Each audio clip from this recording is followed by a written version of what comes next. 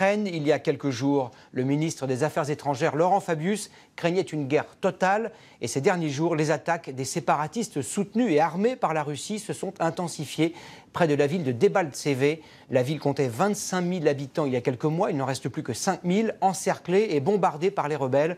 Nos envoyés spéciaux, Patricia Alémonière et Guillaume Aguerre, ont pu approcher de cette zone de front aux côtés des troupes pro-russes. Cachés dans ces forêts et en perpétuel mouvement, les séparatistes bombardent la ville toute proche de Debaltseve tenue par l'armée ukrainienne. C'est une guerre d'artillerie où les tanks font la loi. Impossible d'arriver jusqu'ici sans l'accord des rebelles pro-russes.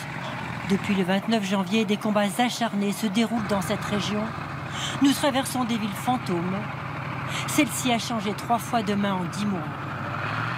Un civil se dirige vers notre convoi. L'homme ne peut pas partir, son père est intransportable. J'ai même vu un chien manger des mains et des jambes. J'ai pitié de tous ces jeunes, des nôtres comme des autres. Il se tait avant de poursuivre.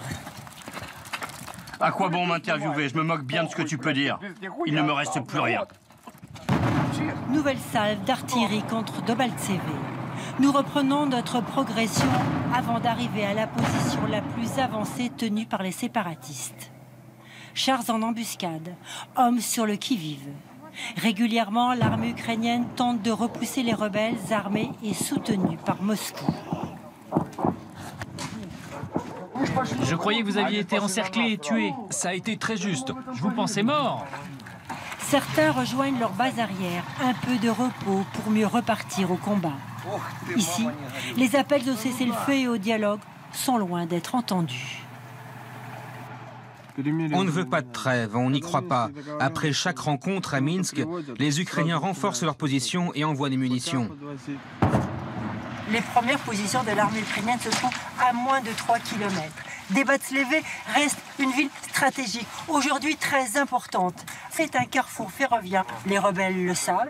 S'ils s'en emparaient, ils pourraient bien se servir de cette arme et couper l'approvisionnement. Un scénario cauchemar pour les autorités de Kiev.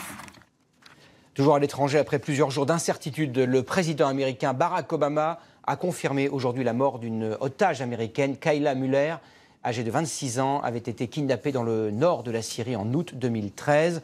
Son exécution avait été revendiquée vendredi dernier par le groupe État islamique, mais cette exécution n'a pas été confirmée en elle-même et les circonstances de sa mort ne sont toujours pas précisées. Retour